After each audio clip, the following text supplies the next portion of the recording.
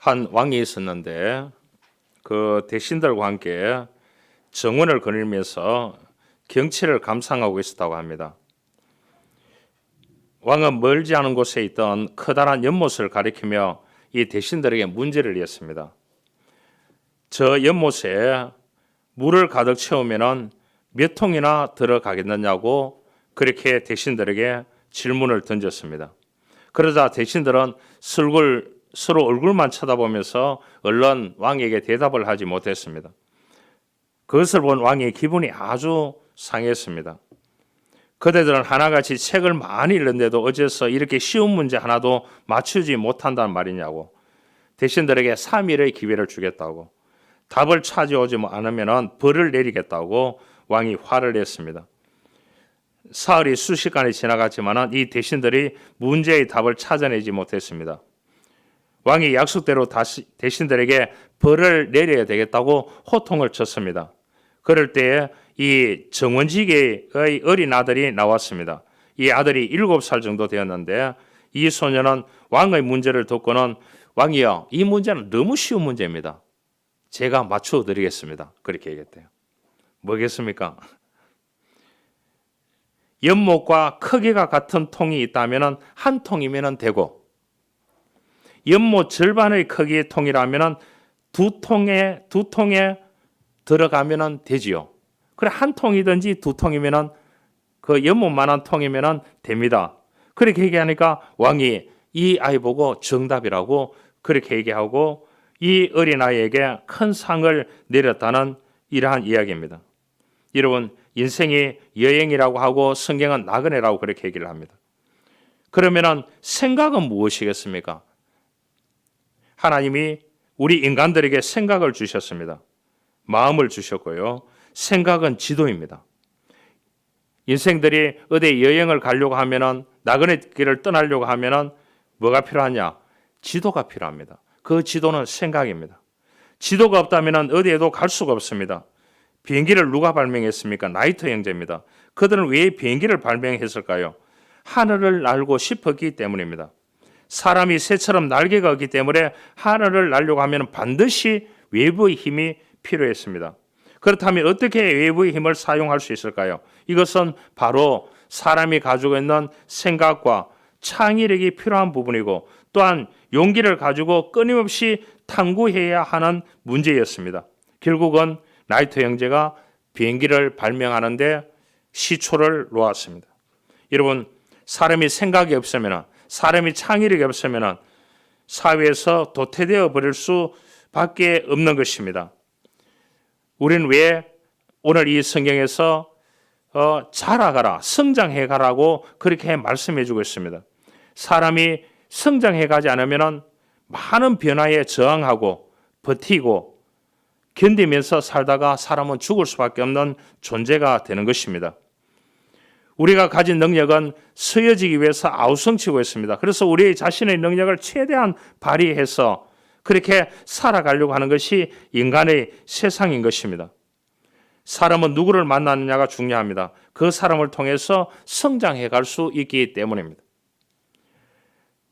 신앙에서도, 또한 삶에서도, 일터에서도, 생활에서도, 행복에서도 이러한 수많은 목록들이 누구를 만나느냐, 거기에 따라서 어떤 일의 계기가 주어지느냐에 따라서 성장해 가느냐, 퇴보해 가느냐, 도태해 가느냐를 알 수가 있는 것입니다. 한 농부가 기러기 알 하나를 주워왔습니다. 그래서 이 농부는 이 기러기 알을 닭장에 넣어서 닭하고 같이 키우게 됩니다. 그래서 부화가 되었습니다. 부화된 새끼 기러기는 병아리들과 함께 살게 되었습니다. 이제 점점 덩치가 커지게 되었습니다. 농부가 새끼 기러기를 손 위에 올려서 날려보았지만은 이 기러기는 날려가려고 하지 않고 다시 바닥에 떨어졌습니다. 그러자 농부는 한숨을 쉬었습니다. 새끼 기러기는 애초에 날려고 하는 마음이 없었던 것입니다. 얼마나 안타까운 일입니다. 생각이 부족하면 날 수 있는 날개가 있어도 하늘을 날지 못합니다. 우리가 만약 이 자리에 머물러만 있다 하면 자신의 운명을 바꾸지 못하고 빛나는 인생을 살아갈 수 없게 되는 것입니다. 그래서 사람은 그런 거예요. 해도 후회하고, 해도 고통을 당하고, 안 해도 후회하고 안 해도 고통당한다고 하면 여러분 무엇을 선택하겠습니까? 어떤 일을 두고 고통스럽다고 그만두면 틀림없이 세월이 지나면 후회를 합니다. 아, 그때 이렇게 할 걸. 그러나 그때 또 바로 하려고 하면 손해를 너무 많이 보고 리스크가 너무 크기 때문에 고통이 따르게 되는 것입니다. 인내하고 이것을 추진해 가려고 하면. 여러분, 성장해 가는 사람은 후회와 고통이라는 이 두 단어는 마음속에, 머릿속에, 생각 속에, 마음속에 있어야 되는 것입니다. 어떤 일을 두고 고통스럽다고 그만두게 되면 틀림없이 그 인생은 후회하게 됩니다. 그러잖아요. 그 때가 하나님이 주시는 기회일지도 모르기 때문입니다. 그런데 현재의 고통을 인내하며 이겨나가면 후회는 없는 것입니다. 그러나 그 고통을 내가 받아들여야 되는 겁니다. 아픔을 받아들여야 되는 겁니다. 우리가 낙심하지 않으니 그 사람은 후패하나 우리의 속사람은 날로 새롭다고 했습니다. 우리의 속사람이 성장해 가야 되는 것입니다. 만군의 여호와 하나님께서 함께 계시니 다윗이 점점 강성하여 가니라. 성경은 그렇게 말했습니다. 점점 성장해 갔다. 다윗 보고 그렇게 말씀을 해주고 있습니다.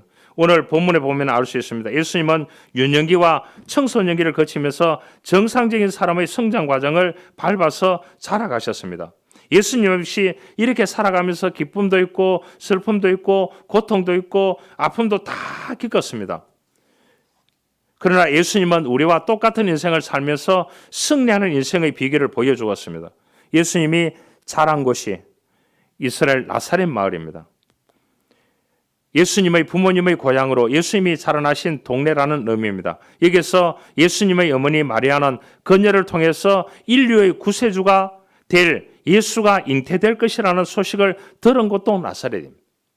헬롯 대왕이 죽은 후에 이집트에서 다시 돌아와서 예수님 가족이 다시 삶의 터전을 거기서 열고 그 묵수업을 하는 아버지에 따라서 거기에서 일구면서 생애를 보내게 됩니다. 여기서 예수님은 공생애를 시작하기까지 소위 소년 시절에서 나사렛에서 자라면서 그곳에서 청소년기를 보내면서 성장해 갔습니다. 그러면 나사렛은 예루살렘과 어느 정도 떨어졌느냐? 여기에서 김천거리 됩니다. 137km 정도 됩니다. 갈릴리 바다는 그 티베리아스에서는 남동쪽으로 31km 정도 가면은 도달합니다. 그러니까 해발 한 400m 된다고 보면 됩니다. 해발 한 400m 이 나사렛 마을이에요. 그러니까 고원지대에 위치해 있는 조그만한 언덕 마을입니다. 나사렛 시내 시장 입구에는 가브리엘 교회와 마리아 운물이 있는데 오래전부터 나사렛 사람들이 사용한 운물이 보관되어 있는데 전승에 의하면 마리아도 이 운물물을 길러서 물을 먹고 살았다는 거예요. 예수님 바로 이 동네에서 소년기와 사춘기 시절을 보냈는 겁니다. 그러면서 예수님은 우리의 죄를 구원하시기 위해서 대속의 제물이 되셨지만 그분의 삶은 하나님의 자녀로서의 삶으로 믿음의 삶으로 모범을 보이면서 성장해 갔다는 것을 오늘 성경은 우리들에게 교훈해 주고 있습니다. 그래서 52절에 예수는 지혜와 키가 자라가며 하나님과 사람에게 더욱 사랑스러워 가시더라고 했습니다. 예수님은 성실한 삶의 과정을 밟아왔습니다. 주어진 과정을 성실히 감당했고 온전히 준비하는 삶을 사셨던 것을 볼 수 있습니다. 여러분, 준비되지 않는 삶은 시일이 지나면 지날수록 무너질 수밖에 없는 겁니다. 그렇죠? 준비하지 아니하고 무슨 일을 시작할 수 없는 것입니다. 그래서 조그마한 것을 하더라도 준비하는 자세가 필요한 것입니다. 예수님은 철두철미하게 어린 시절에 준비하는 삶을 사셨습니다.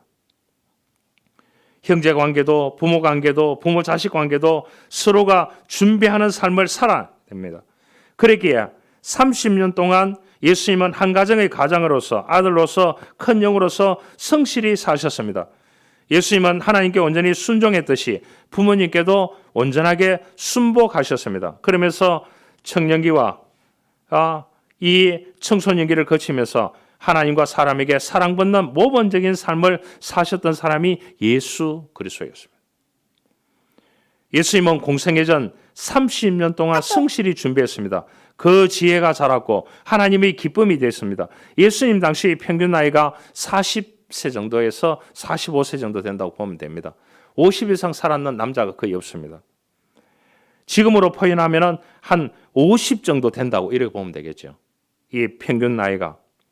그래서 예수님이 12살 때 예루살렘 성전에서 종교 지도자들과 토론과 만남에서 신적인 능력을 모두 갖춤에서 불구하고 공생애의 시작은 모든 것을 준비해서 30세에 이루어지게 됩니다. 30세. 지금으로 따지면 한 50세 정도 나이가 된다는 거죠. 그러면 몇 년을 더 준비했습니까? 12살의 능력을 보였음에도 불구하고 18년 동안 더 준비했다는 거예요. 예수님은 온전히 구비되셨습니다. 예수님은 우리 역시 구비되어 온전케 되기를 원하는 것이 하나님께서 우리 각자를 향한 하나님의 놀라운 섭리가 있는 줄 믿습니다. 그러기에 철두철미하게 준비된 그릇을 통해서 하나님은 위대한 역사를 일구어 가는 것입니다. 예수님은 18년 동안을 공생애의 길을 가기 위해서 준비하셨습니다. 우리가 혹시 어려움을 만났을 때 도리어 그것을 기뻐하고 그 시련을 통해서 깨닫게 하실 지혜를 간구해야 하는 것입니다. 우리도 예수님처럼 구비되어서 거룩하게 쓰임받기 위해서 예수님이 18년 동안 준비하듯이 성장해 가기 위해서 준비하듯이 우리 역시 정말로 이 18년 넘게 준비하는 그러한 삶을 살아가는 그러한 삶이 되어야 하는 것입니다. 예수님은 사명을 감당하기 위해서 균형 잡힌 리더십을 준비하는 삶을 살았습니다. 그래서 예수님은 하나님과 사람에게 사랑스러워 가시는데 많은 곳에 예수님은 가셨을 때에 그들에게 동기부여를 엄청나게 해주셨습니다. 그렇죠. 아픈 사람에게는 치유하는 기적을 베풀어 주시고 또한 부모가 없는 가정에 갔을 때는 그 자녀들을 위로하고 또한 복음을 전하고 돌아올 때마다 그 가정에 가셔가지고 같이 식사하고 같이 나누고 같이 이야기하고 했던 모습을 우리가 바라볼 수 있는 것입니다. 텍사스 의과대학에 스미스라는 박사가 있습니다. 심장 분야의 최고의 권위자입니다. 심장 분야의 최고 권위자가 자기가 어느 날 심장마비로 쓰러졌는 겁니다. 여러분 그러죠? 자기는 못 고친다고. 그런데 그가 쓰러진 후에 신비한 체험을 하게 됩니다. 쓰러진 자기 몸을 사람이 응급실로 싣고 가서 응급 조치를 하는 모습을 자기가 생생하게 기억을 하고 있는 겁니다. 그런데 다 조치를 해도 효과가 없으니까 의사들이 그 얼굴을 흰 시트로 덮어버렸습니다. 그 어디론가 한없이 가는데 마침내 하나님의 심판대 앞에 섰다고 합니다. 그가 심판을 받게 되는데 심판의 기준은 뭐냐? 그가 살아생전에 그가 어떤 좋은 일을 하면서 사람들에게 좋은 영향력을 끼쳤느냐고 물었다고 합니다. 그러면서 자기가 대답을 못했대요. 그런데 그 심판대 앞에서 그에게 하나의 음성이 들려왔다고 합니다. 너에게 다시 한 번의 기회를 줄 테니까 이 땅에 가서 좋은 일을 하면서 살다가 오라고. 그 목소리가 생생하게 들려왔다고 합니다. 그 순간 그는 깨달았습니다. 그렇게 다시 살아난 후에 그는 병원에 휴직계를 내고 열심히 다니면서 그가 수많은 사람들을 위해서 예수를 전하고 복음을 전하고 노블레스 오블리주로 그러니까 헌신하는 삶을 살아가고 있는 사람이 이 스미스 박사입니다. 여러분, 우리의 삶은 어떻습니까? 내적인 모습이나 외적인 모습을 봤을 때 변화와 열매가 보이는 그러한 삶을 살아가고 있는지, 성장해가고 있는 그러한 삶을 살아가고 있는지 오늘 예수님에 비추어서 우리 자신을 한번 돌아볼 수 있기를 원합니다. 예수님은 그 삶이 계속적으로 지속적으로 계속해서 성장해 갔다고 했습니다. 몇 년 동안을요. 12년 동안도 성장해 갔지만 그가 공생애를 시작하는 30세, 11세에서 30세 되는 18년 동안을 엄청나게 그는 하나님의 능력을 갖추는 그러한 존재로 성장해 가는데 준비하면서 그가 성장해 갔다는 것을 우리가 알 수 있습니다. 그랬기에 51절에 예수께서 함께 내려가사 나사렛에 이르러 순종하여 받들어 그의 어머니는 이 모든 말을 마음에 두니라 그렇게 얘기했습니다. 여러분, 그 어머니 역시 마리아 역시 예수님께서 참 인간으로 오셨고 참 신으로 오셨는 그분이 자라가는 인간과 같은 성정을 같이 가지고 계시는 그분임을 깨달았다는 것을 우리가 알 수가 있는 것입니다. 여러분, 21세기는 다른 사람과 함께 공감하는 능력이 뛰어나야 합니다. 여러분, 우리는 예배를 통하여 하나님과 공감합니다.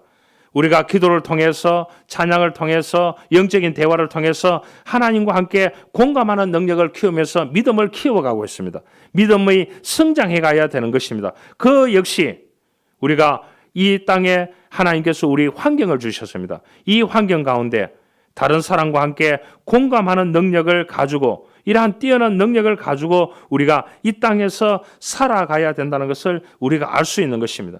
예수님은 철두철미하게 2000년 전에 이러한 삶을 사셨습니다. 하나하나 보여지는 삶, 내면의 삶, 외부적인 삶, 이러한 삶들이 자라가는 것이 수많은 사람들에게 보여지는, 그래서 사랑과 하나님과 사람에게 사랑스러워 가시는 그러한 모습이 보여졌다는 것을 알 수 있습니다. 여러분, 어떤 목사님이 한 교회에 부임했는데 첫날 부임 설교를 했는데 끝나고 교인들이 목사님 은혜를 많이 받았습니다. 그렇게 얘기했대요. 악수도 하고. 그런데 다음 주일 보니까 목사님 그 설교를 또 하는 거예요. 의아해하지 않습니까? 아, 목사님 잊었는가 보다 이렇게 생각하고 목사님 은혜 받았습니다 하고 또 악수하고 끝났습니다. 그 다음에 보니까 3주째 또 같은 설교를 하는 거예요. 그래서 재직들이 모여서 언어를 했습니다.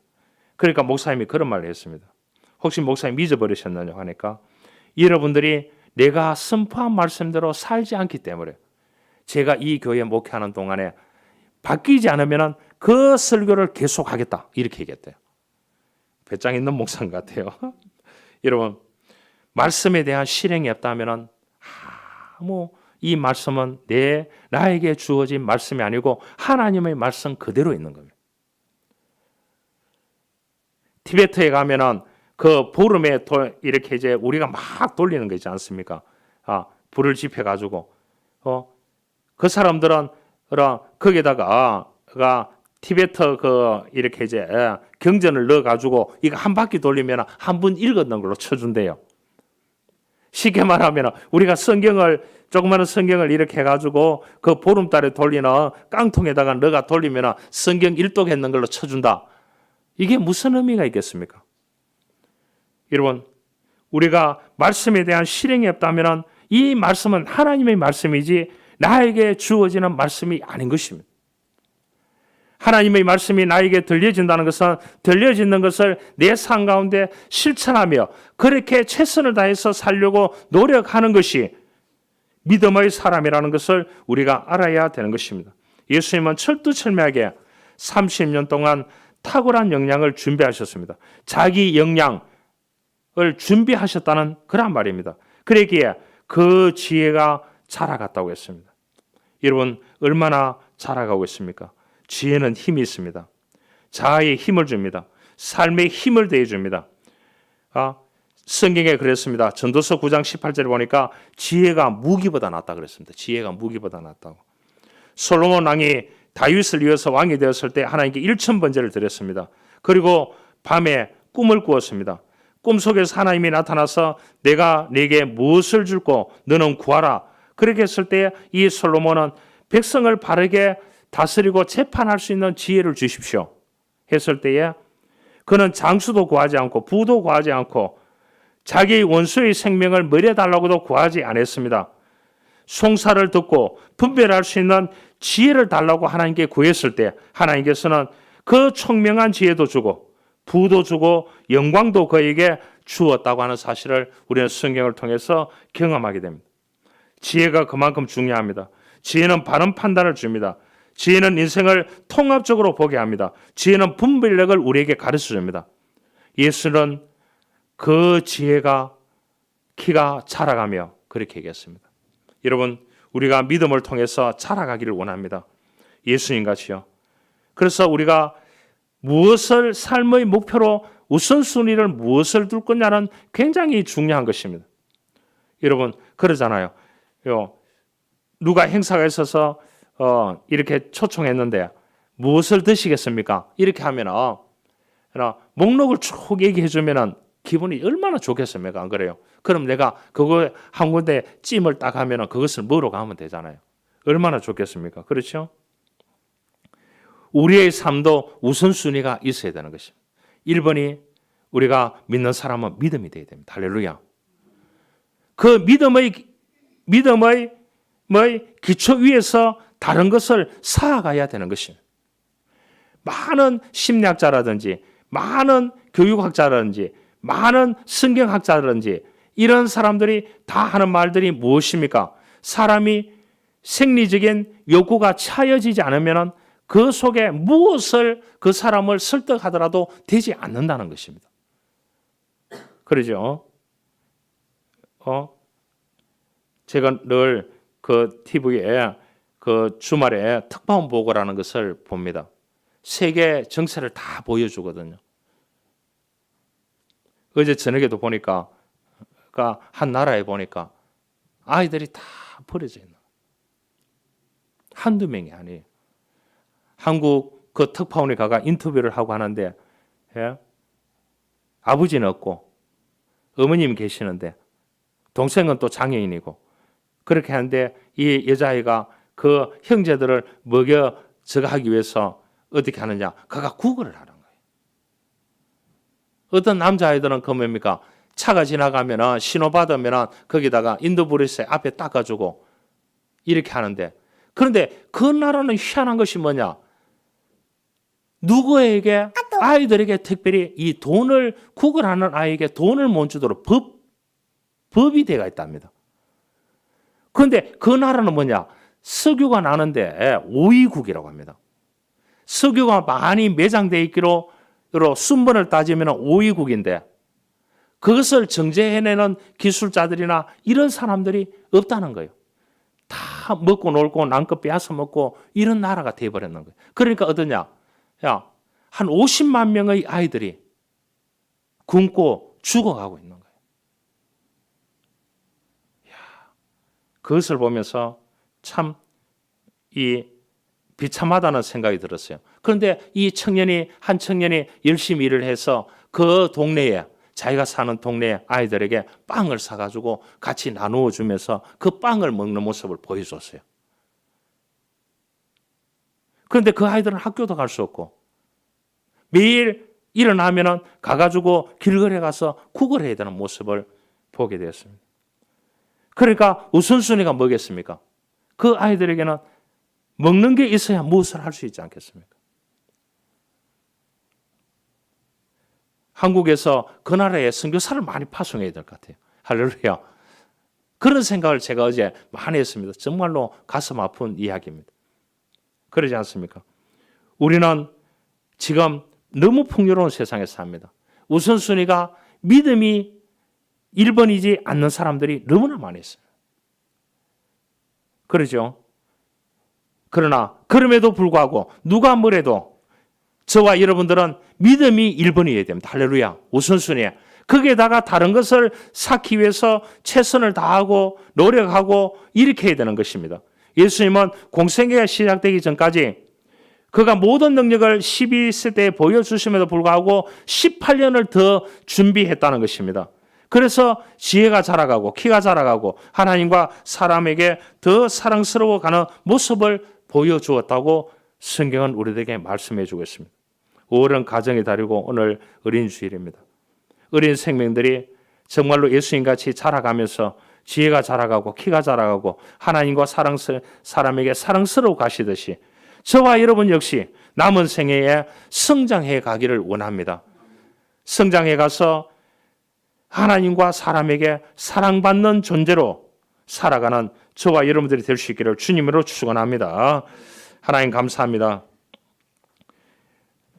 예수는 지혜와 키가 자라가며 하나님과 사람에게 더욱 사랑스러워 가시더라고 했습니다. 주님, 우리 어린 생명들이 믿음 안에서 자라가기를 원합니다. 예수님을 닮아가는 삶, 그 자체가 우리에게 행복이기를 원합니다. 주여 은혜를 베풀어 주십시오. 예수님을 닮아가기로 작정한 순간부터 우리 걸음들이 승리의 걸음이 될 줄 믿습니다. 주님, 하나님께서 우리들에게 하늘의 복을 준비해 놓으시고 우리들에게 주시기를 원하시는 그러한 부분들을 믿음을 통해서 이 땅에서 얻기를 원합니다.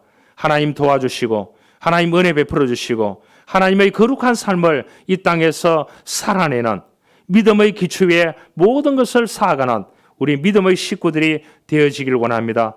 하늘의 은혜를 저희들에게 내려 주옵소서. 예수님의 이름으로 기도하옵나이다. 아멘.